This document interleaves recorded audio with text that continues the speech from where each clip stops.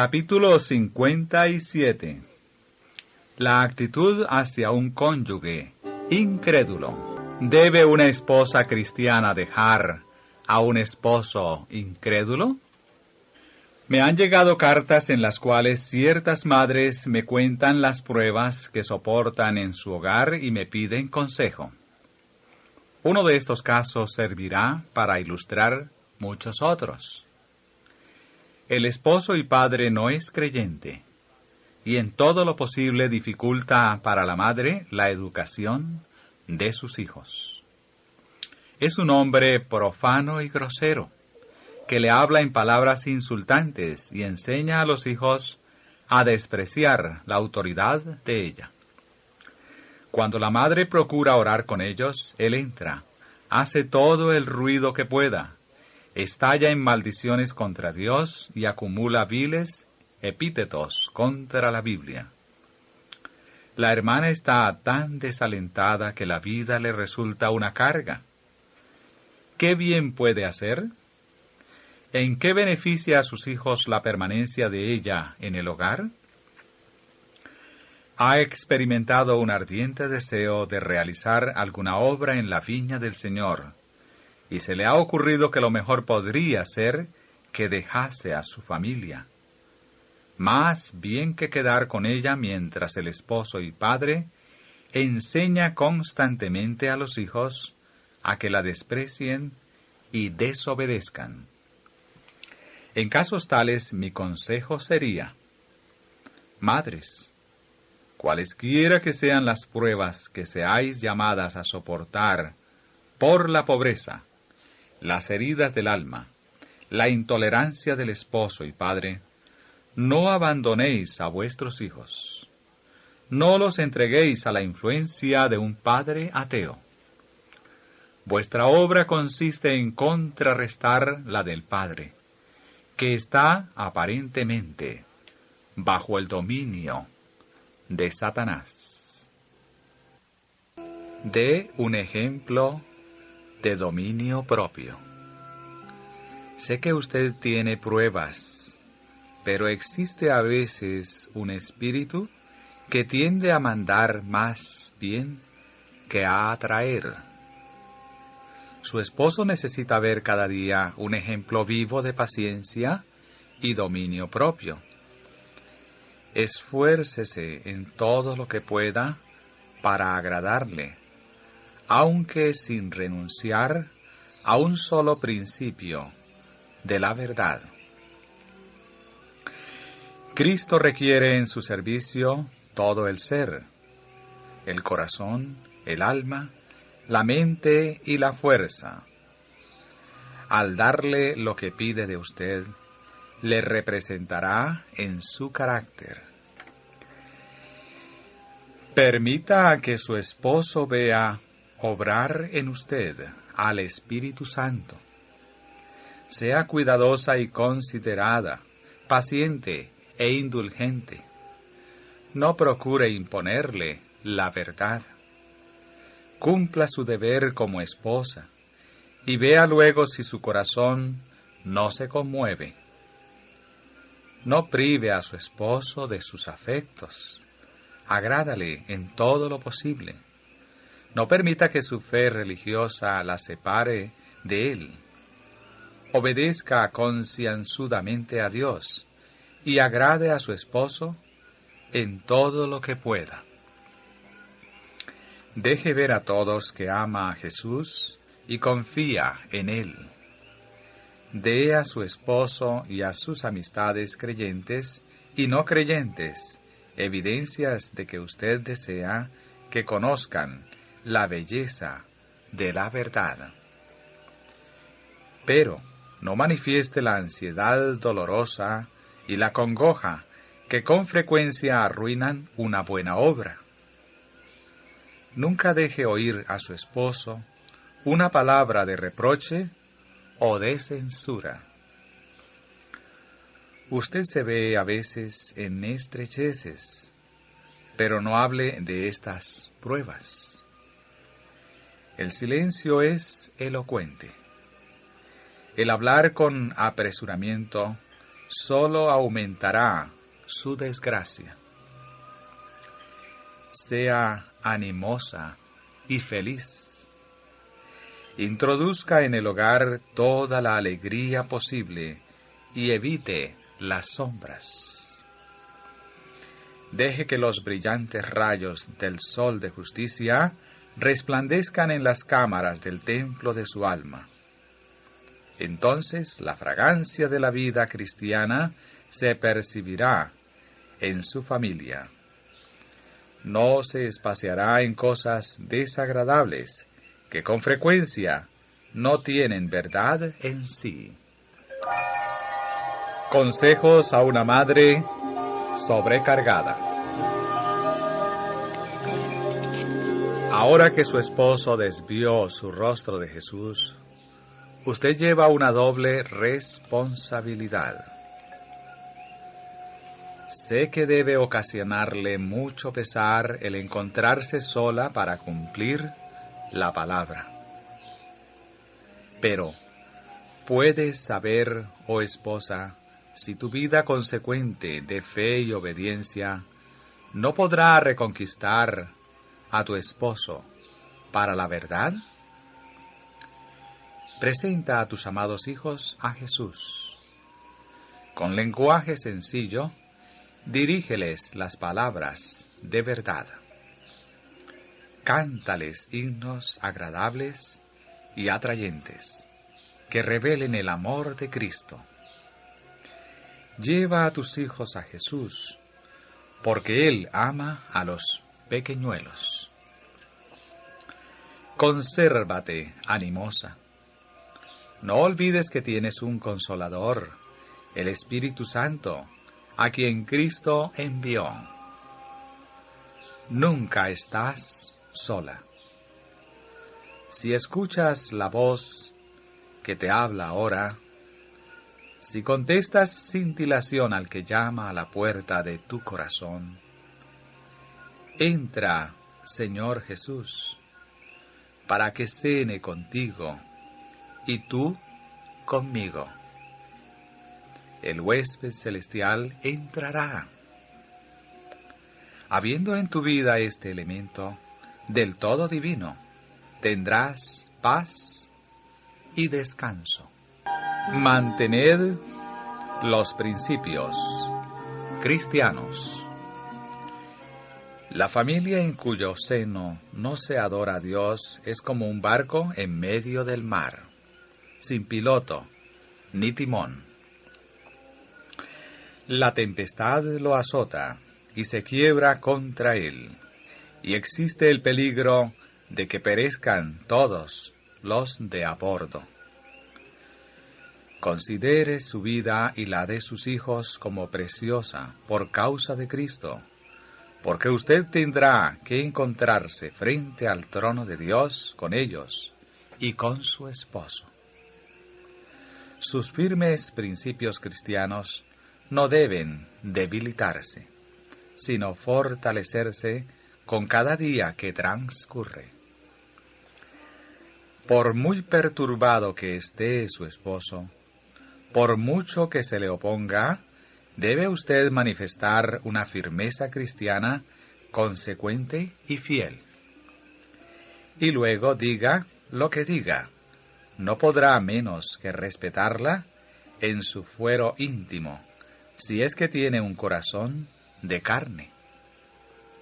Primero viene lo que Dios requiere. Su nuera me fue mostrada luego. Dios la ama, pero está en servidumbre, temor, temblor, abatimiento y dudas, y se siente muy nerviosa. Esta hermana no debe considerar que debe entregar su voluntad a un joven impío que tiene menos años que ella misma.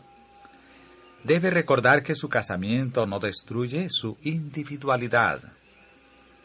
Dios tiene para con ella derechos que son más importantes que cualquier derecho terrenal. Cristo la compró con su propia sangre. No se pertenece.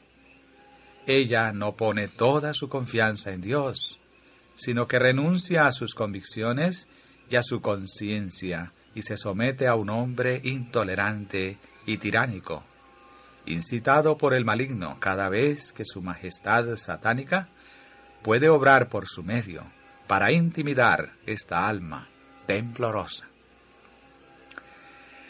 Ha sido puesta tantas veces en estado de agitación que su sistema nervioso está deshecho y ella está casi anonadada. ¿Es voluntad del Señor que esta hermana se halle en tal estado y Dios sea privado de su servicio? No. Su casamiento fue un engaño del diablo. Sin embargo, debe ahora hacer lo mejor que pueda, tratar a su esposo con ternura, hacerle feliz en la medida en que pueda hacerlo, sin violar su conciencia. Porque si él persiste en su rebelión, este mundo será el único cielo que tendrá. Pero no concuerda con la voluntad de Dios que ella se prive de asistir a las reuniones para satisfacer a un esposo despótico que posee el espíritu del dragón. Y el otro dijo: acabo de casarme, y por tanto no puedo ir. El pecado de este hombre no estribaba en haberse casado, sino en haberlo hecho con una persona que apartó su atención de los intereses superiores y más importantes de la vida. Nunca debe un hombre permitir que la esposa y el hogar aparten de Cristo sus pensamientos o le induzcan a no aceptar las misericordiosas invitaciones del Evangelio. Salvar algo es mejor que perderlo todo. Hermano, usted ha tenido muchos desalientos, pero debe ser fervoroso, firme y decidido a cumplir su deber en su familia y llevarla consigo si es posible. No debe escatimar esfuerzo alguno para inducirla a acompañarle en su viaje hacia el cielo. Pero si la madre y los hijos no quieren ir con usted, sino que procuran desviarle de sus deberes y privilegios religiosos, usted debe ir adelante, aunque esté solo. Debe vivir en el temor de Dios.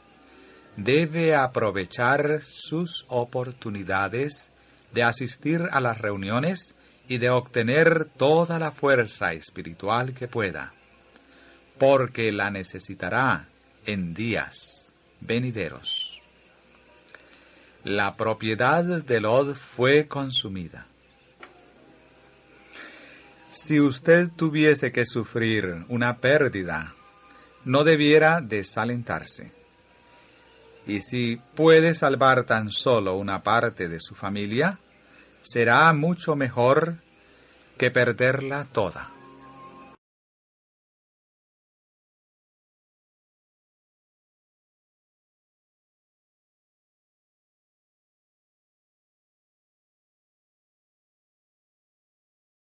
Capítulo 58. La familia del pastor. Su vida debe representar su mensaje.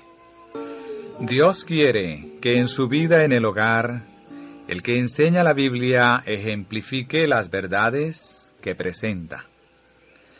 La clase de hombre que sea tendrá mayor influencia que lo que diga.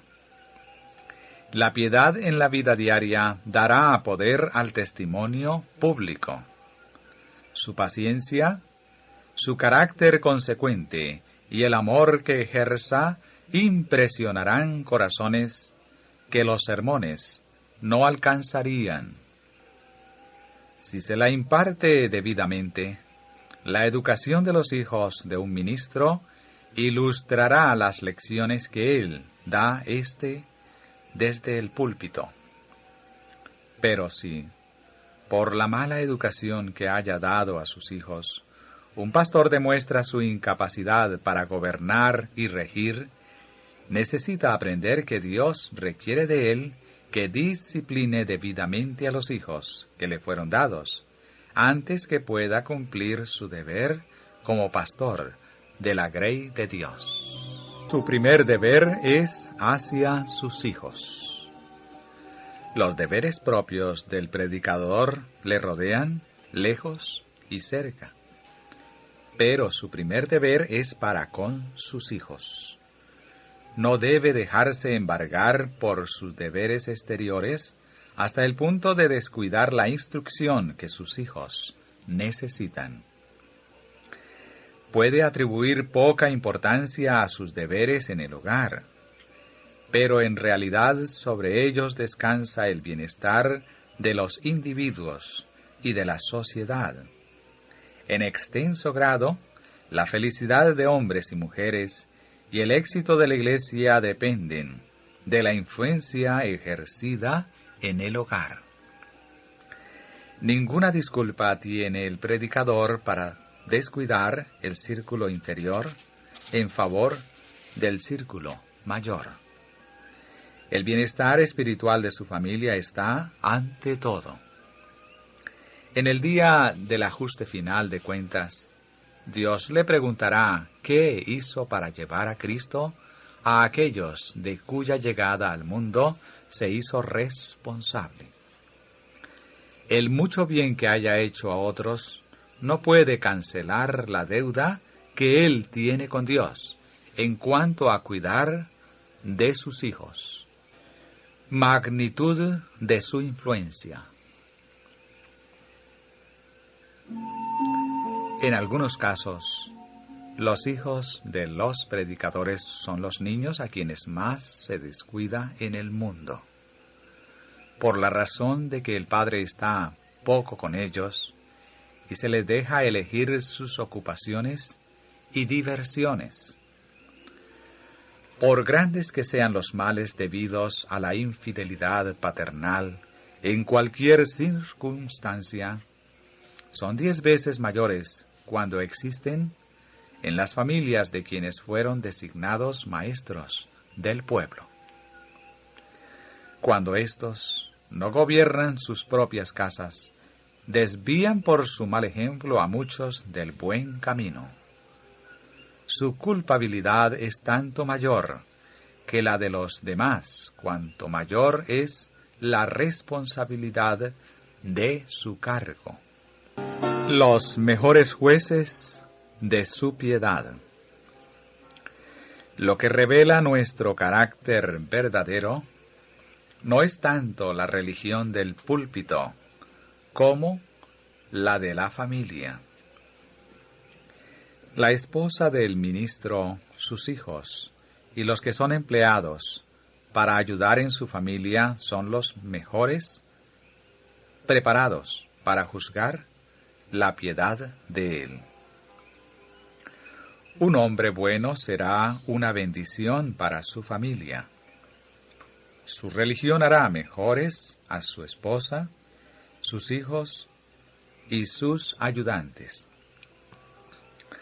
Hermanos, llevad a Cristo al seno de la familia, llevadle al púlpito, llevadle doquiera vayáis. Entonces no necesitaréis insistir en que los demás deben apreciar el ministerio, porque llevaréis las credenciales celestiales, y éstas probarán a todos que sois siervos de Cristo. ¿Le ayuda o le estorba su esposa? Cuando un hombre acepta las responsabilidades de ministro, asevera ser portavoz de Dios, encargado de recibir las palabras de la boca de Dios y de transmitirlas al pueblo. ¿Cuán cerca del gran pastor debe mantenerse entonces? ¿Cuán humildemente debe andar delante de Dios mientras mantiene oculta su propia personalidad y ensalza a Cristo? y cuán importante viene a ser que el carácter de su esposa concuerde con el modelo dado en la Biblia y que sus hijos sean mantenidos con toda seriedad en sujeción. La esposa de un ministro del Evangelio puede ser una gran auxiliadora y bendición para su esposo, o un estorbo para él en su trabajo. Depende mucho de la esposa que el ministro se eleve día a día en su esfera de utilidad, o que se hunda al nivel ordinario. Vi que las esposas de los ministros deben ayudar a sus esposos en sus labores y cuidar muchísimo la influencia que ejercen, porque hay quienes las observan y esperan más de ellas que de otros. Su indumentaria, su vida y conversación debieran ser un ejemplo que tenga sabor de vida y no de muerte. Vi que deben asumir una actitud humilde y mansa, aunque digna, sin dedicar su conversación a cosas que no tienden a dirigir la mente hacia el cielo. Su gran pregunta debe ser: ¿cómo puedo salvar mi propia alma y ser el medio de salvar a otros? Vi que Dios no acepta una obra tibia al respecto. Quiere todo el corazón e interés o nada. Su influencia se ejerce decidida e inequívocamente en favor de la verdad o en contra de ella. Recogen con Jesús o dispersan. Una esposa no santificada es la mayor maldición que pueda tener un ministro. Satanás está obrando siempre para desalentar y extraviar a los ministros escogidos por Dios para predicar la verdad. La manera más eficaz en que pueda actuar es mediante las influencias del hogar, mediante compañeras que no están consagradas. Si logra regir sus mentes, puede, por su intermedio, y con facilidad tanto mayor, obtener acceso al esposo que trabaja para salvar almas por la palabra y la doctrina. Satanás ha tenido mucho que ver con el control de las labores de los ministros mediante la influencia de sus compañeras, egoístas y amantes de la comodidad. Acerca del gobierno de su familia. Usted tiene que cumplir en casa un deber que no puede rehuir y quedar fiel a Dios y al cometido que le ha confiado. El campo que debe ser evangelizado es el mundo. Usted desea sembrar en él la verdad del Evangelio y aguardar que Dios riegue la semilla sembrada a fin de que dé fruto. A usted se le ha confiado un terrenito, pero ha dejado que delante de su propia puerta crezcan zarzas y espinas, mientras se dedicaba a quitar las malas hierbas en los jardines ajenos. No se trata de una obra pequeña, sino que es de gran importancia. Está predicando el Evangelio a otros. Practíquelo usted mismo en su casa. Mientras no puedan ustedes obrar unidos para disciplinar debidamente a su hijo, quédese la esposa con él, apartada del escenario de acción de su esposo, pues no debe darse a la iglesia un ejemplo de disciplina floja. He conocido a muchos pastores bastante imprudentes para viajar acompañados de un hijo indisciplinado. Las labores que realizaban desde el púlpito eran contrarrestadas por el mal genio que revelaban sus hijos. Interésese en los hijos ajenos. No debe usted dedicar todo su interés a su propia familia, con exclusión de otras personas. Si recibe la hospitalidad de sus hermanos, es razonable que éstos esperen algo en recompensa. Identifique sus intereses con los de padres e hijos, y procure instruirlos y beneficiarlos. Santifíquese para la obra de Dios, y sea una bendición para los que le agasajen conversando con los padres, sin jamás pasar por alto a los niños. No considere a su propio pequeñuelo como más precioso a los ojos de Dios que otros niños. Una súplica a un hijo extraviado. Tu padre es ministro del Evangelio, y Satanás obra con mucho celo para inducir a los hijos de pastores a deshonrar a sus padres. Si puede, los hará cautivos de su voluntad y los llenará de malas propensiones. ¿Permitirás que Satanás obre por tu intermedio para destruir la esperanza y el consuelo de tus padres? ¿Estarán ellos obligados a considerarte con tristeza continua porque te entregas al dominio de Satanás? ¿Les legarás el desaliento de pensar que les tocó criar hijos que se niegan a recibir sus instrucciones y a toda costa siguen sus propias inclinaciones? Sientes buenos impulsos y despiertas esperanza y expectativa en el ánimo de tus padres. Pero hasta aquí no has podido resistir la tentación, y Satanás se regocija por tu disposición a hacer precisamente lo que él quiere. A menudo haces declaraciones que inspiran esperanza a tus padres, pero con la misma frecuencia fracasas, porque no quieres resistir al enemigo. No puedes comprender cuánto dolor sienten tus padres cuando estás de parte de Satanás. Muchas veces dices, no puedo hacer esto y no puedo hacer aquello, cuando sabes que lo que declaras imposible para ti es precisamente lo que debes hacer.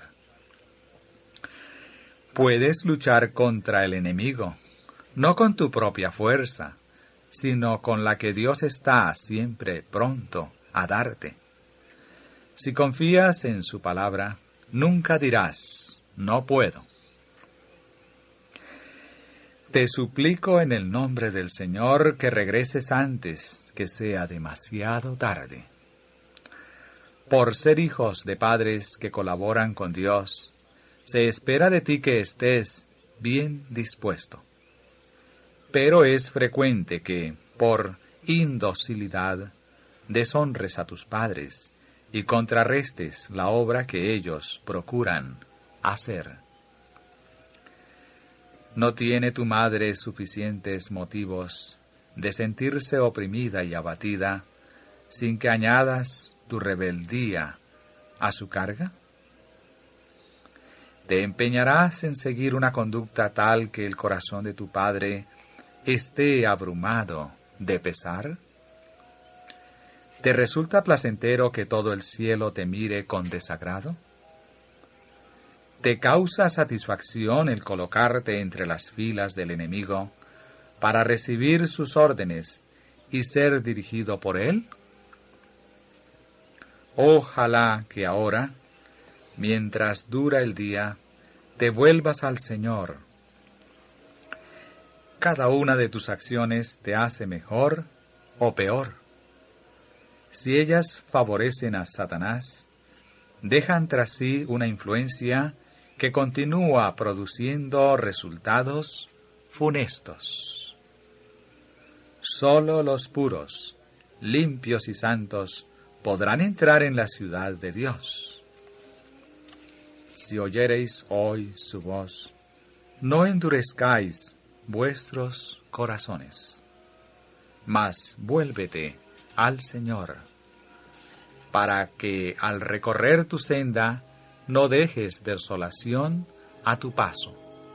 Trate a los niños con bondad y cortesía. Manifiéstense la bondad y la cortesía del ministro en su trato con los niños. Debe siempre tener presente que son hombres y mujeres en miniatura, miembros jóvenes de la familia del Señor. Pueden estar muy cerca del Maestro y serle muy caros. Y si se los instruye y disciplina debidamente, le prestarán servicio aún en su juventud. Cristo se siente entristecido por cada palabra dura, severa y desconsiderada que se dirija a los niños.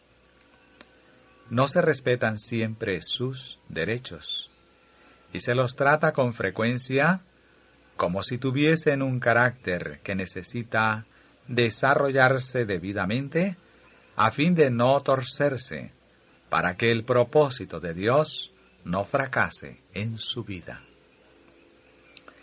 Dedique la Iglesia un cuidado especial a los corderos del rebaño, ejerciendo toda influencia de que sea capaz para conquistar el amor de los niños y vincularlos con la verdad. Los pastores y los miembros de la Iglesia deben secundar los esfuerzos que hacen los padres para conducir a los niños por sendas seguras. El Señor está llamando a los jóvenes, porque quiere hacer de ellos auxiliadores suyos, que presten buen servicio bajo su bandera. Un sermón eficaz sobre la piedad.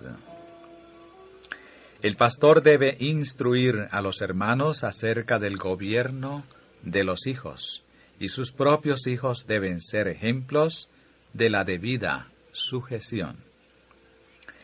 Debe existir en la familia del predicador una unidad que predique un sermón eficaz sobre la piedad práctica.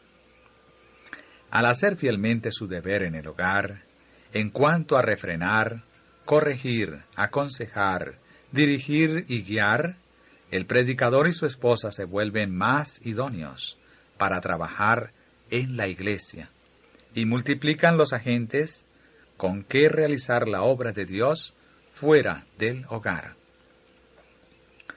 Los miembros de su familia vienen a ser miembros de la familia del cielo y son un poder para bien y ejercen una influencia abarcante.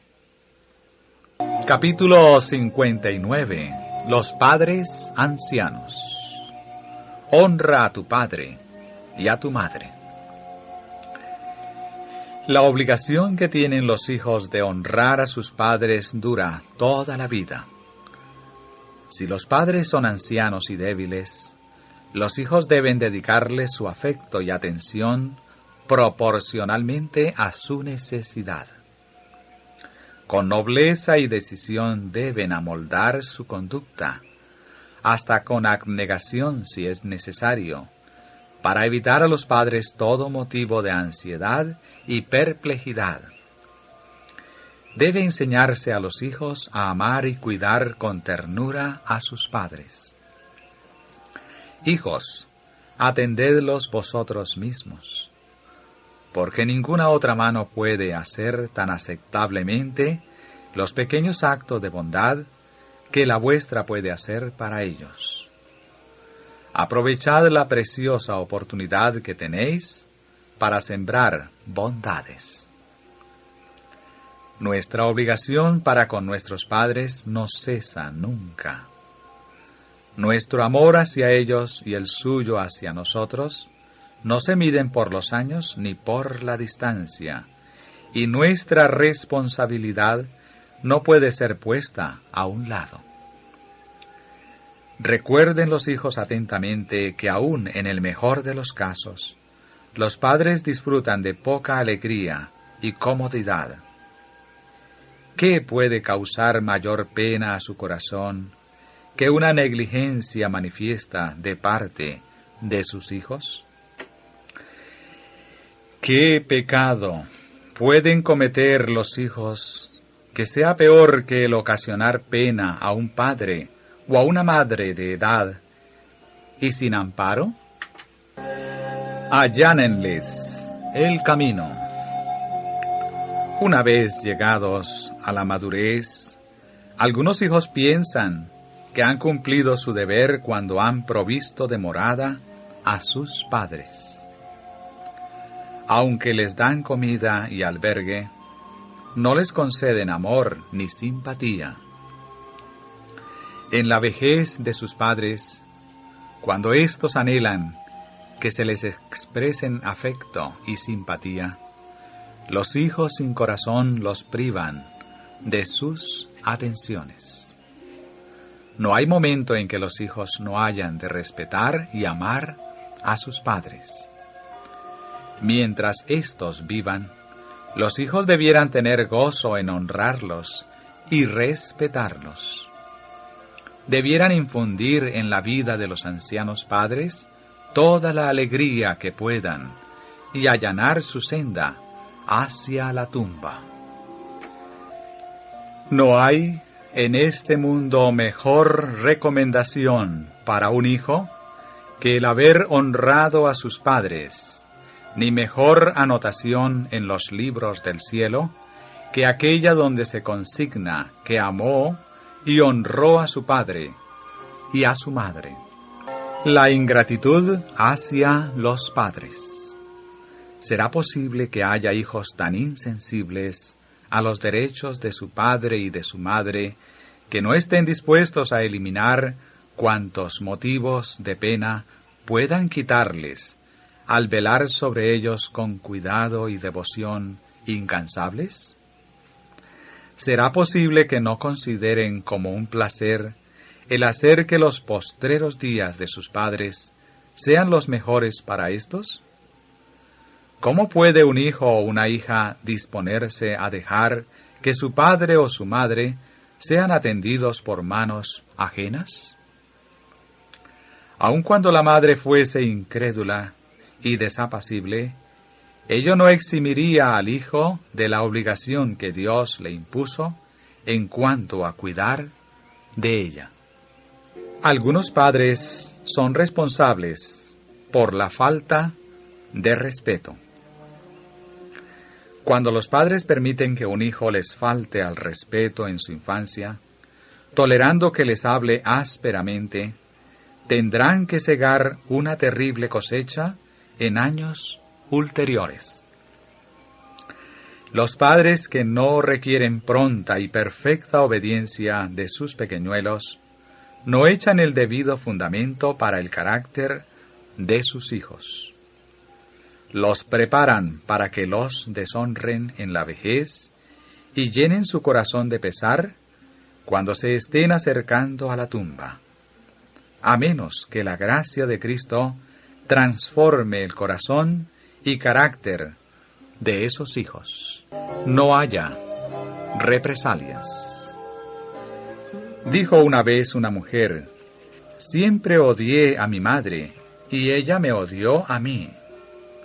Estas palabras fueron anotadas en los libros del cielo y serán reveladas en el día del juicio, cuando cada uno será recompensado según sus obras.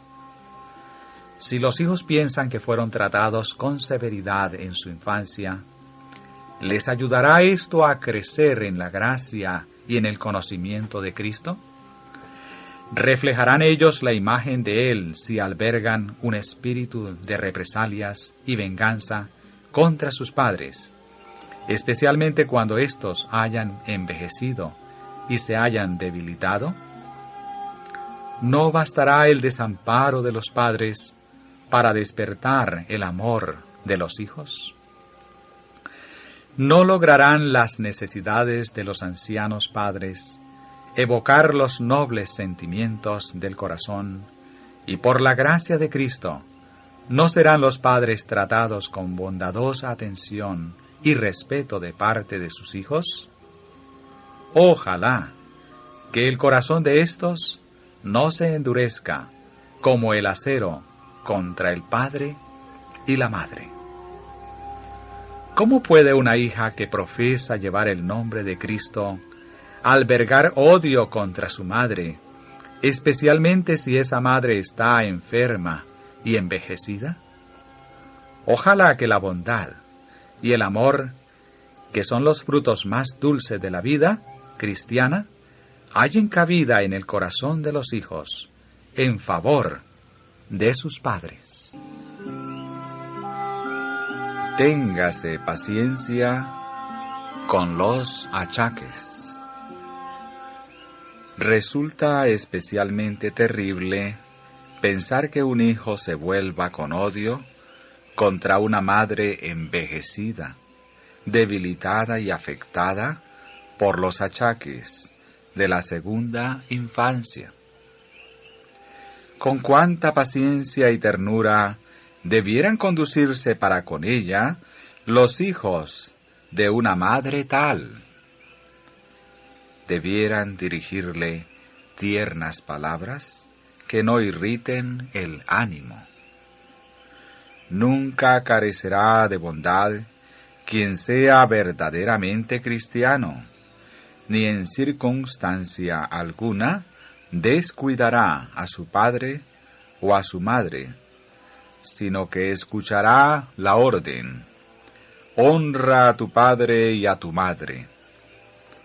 Dios dijo: delante de las canas te levantarás y honrarás el rostro del anciano. Hijos, permitid que vuestros padres achacosos e incapaces de cuidarse a sí mismos vean sus últimos días colmados de contentamiento, paz y amor. Por amor a Cristo, mientras descienden a la tumba, reciban de vosotros tan solo palabras de bondad, amor y perdón. Deseáis que el Señor os ame, os compadezca y os perdone, y hasta que os cuide en caso de enfermedad. ¿No estaréis por tanto dispuestos a tratar a otros como quisierais ser tratados? El plan de Dios para los ancianos. Se hace constantemente hincapié en la necesidad de cuidar a nuestros hermanos y hermanas ancianos que no tienen hogares. ¿Qué puede hacerse por ellos? La luz que el Señor me ha dado ha sido repetida. ¿No es lo mejor establecer instituciones para el cuidado de los ancianos, a fin de que puedan estar juntos en compañía? Tampoco se les debe despedir de la casa para que sean atendidos en otra parte. Que los miembros de cada familia atiendan a sus propios parientes. Cuando esto no es posible, la obra incumbe a la Iglesia y debe ser aceptada como un deber y privilegio. Todos los que tienen el Espíritu de Cristo considerarán a los débiles y ancianos con respeto y ternura especiales. Un privilegio que causa gozo.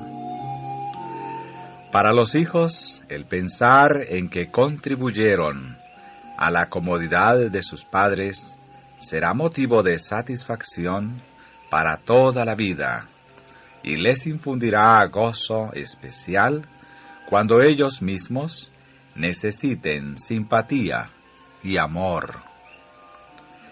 Aquellos cuyos corazones rebosen de amor tendrán por inestimable el privilegio de suavizar para sus padres el descenso a la tumba. Se regocijarán por haber podido infundir consuelo y paz en los postreros días de sus amados padres. Obrar de otra manera, negar a los ancianos indefensos el bondadoso ministerio de hijos e hijas, llenaría de remordimiento el alma de éstos, y sus días de pesar, si no tuviesen el corazón endurecido y frío como una piedra. Capítulo 60. Mayordomos de Dios. Debemos reconocer la propiedad de Dios. El cimiento de la integridad comercial y del verdadero éxito es el reconocimiento del derecho de propiedad de Dios. El creador de todas las cosas es el propietario original. Nosotros somos sus mayordomos. Todo lo que tenemos es depósito suyo para ser usado de acuerdo con sus indicaciones. Es esta una obligación que pesa sobre cada ser humano. Tiene que ver con toda la esfera de la actividad humana. Reconozcámoslo o no, somos mayordomos provistos por Dios de talentos y facilidades y colocados en el mundo para hacer una obra asignada por Él. El dinero no es nuestro, ni nos pertenecen las casas, los terrenos, los cuadros, los muebles, los atavíos y los lujos. Tenemos tan solo una concesión de las cosas necesarias para la vida y la salud. Las bendiciones temporales nos son dadas en cometido para comprobar si se nos pueden confiar riquezas eternas. Si soportamos la prueba de Dios, recibiremos la posesión adquirida que ha de ser nuestra, gloria, honra e inmortalidad. Tendremos que dar cuenta. Si nuestros hermanos quisieran tan solo dedicar a la causa de Dios el dinero que les ha sido confiado, la porción que gastan en complacencias egoístas, en idolatría, depositarían un tesoro en el cielo y harían precisamente la obra que Dios les pide que hagan.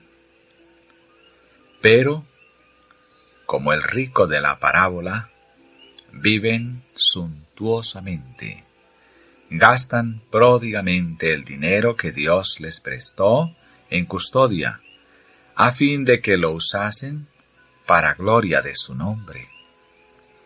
No se detienen a considerar su responsabilidad ante Dios, ni recuerdan que antes de mucho llegará el día en que habrán de dar cuenta de su mayordomía.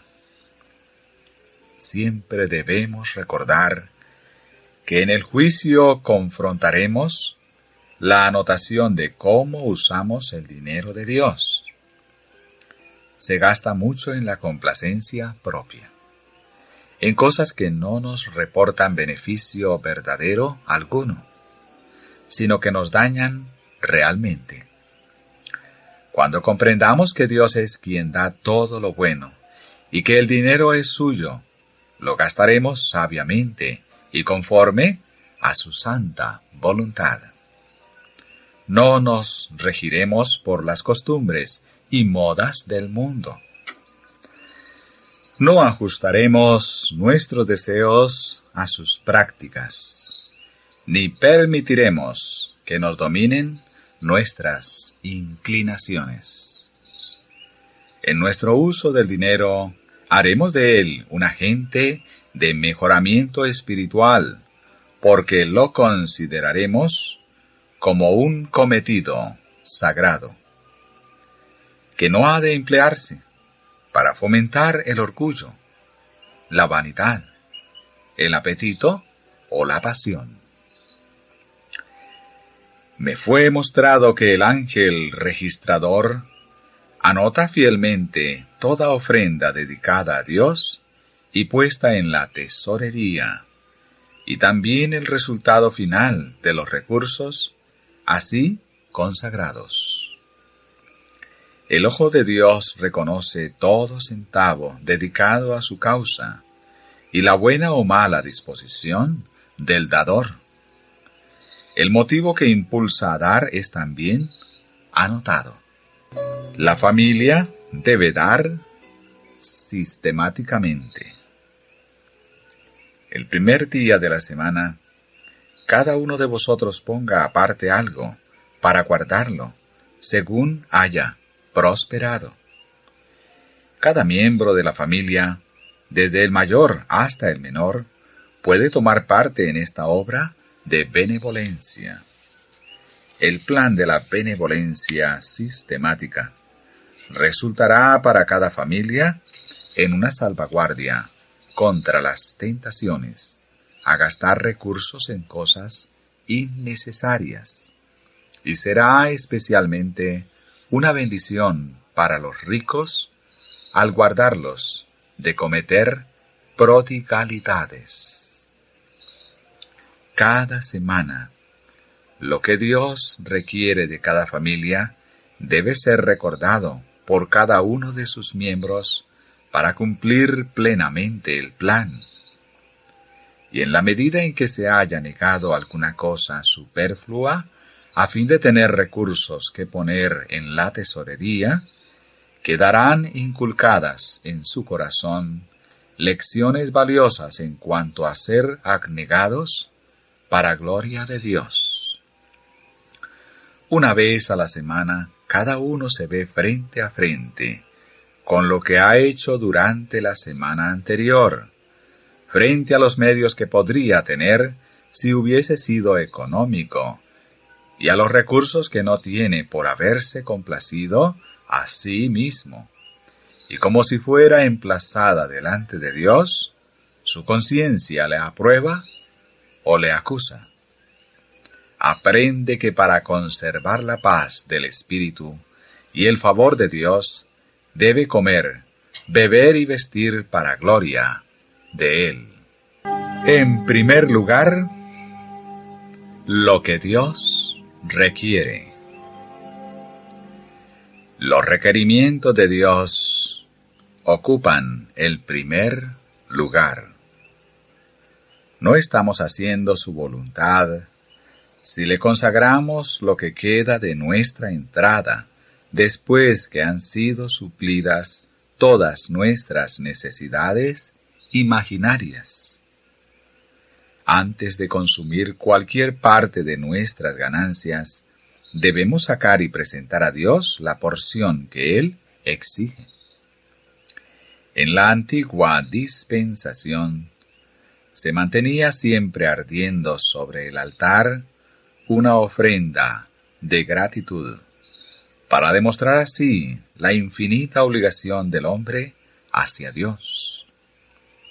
Si nuestros negocios seculares prosperan, ello se debe a que Dios nos bendice. Una parte de estos ingresos debe consagrarse a los pobres, y una gran porción debe dedicarse a la causa de Dios. Cuando se le devuelve a Dios lo que Él pide, el resto será santificado y bendecido para nuestro propio uso. Pero cuando un hombre roba a Dios reteniendo lo que Él requiere, su maldición recae sobre el conjunto. Recordemos a los pobres. Para que representemos el carácter de Cristo, toda partícula de egoísmo tendrá que ser expelida del alma. En el cumplimiento de la obra que Él confió a nuestras manos, será necesario que demos cada jota y tilde que podamos ahorrar de nuestros recursos. Llegarán a nuestro conocimiento casos de pobreza y angustia en ciertas familias, y habrá que aliviar a personas afligidas y dolientes. Muy poco sabemos del sufrimiento humano que nos rodea por todas partes. Pero al tener oportunidad para ello, debemos estar listos para prestar inmediata asistencia a los que están bajo severa presión. Al despilfarrar dinero en lujos, se priva a los pobres de los recursos necesarios para suplirles alimentos y ropas. Lo gastado para complacer el orgullo en vestimenta, edificios, muebles y adornos, aliviaría la angustia de muchas familias pobres y dolientes. Los mayordomos de Dios han de servir a los menesterosos. El remedio de Dios para la codicia. La costumbre de dar, que es fruto de la abnegación, ayuda en forma admirable al dador. Le imparte una educación que le habilita para comprender mejor la obra de aquel que anduvo haciendo bienes, aliviando a los dolientes y supliendo las necesidades de los indigentes.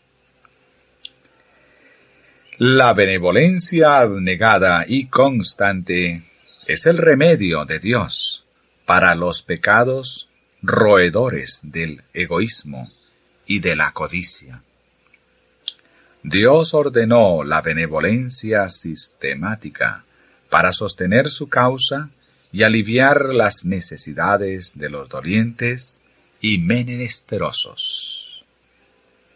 Mandó que se adquiriera el hábito de dar, a fin de contrarrestar el peligroso y engañoso pecado de la codicia.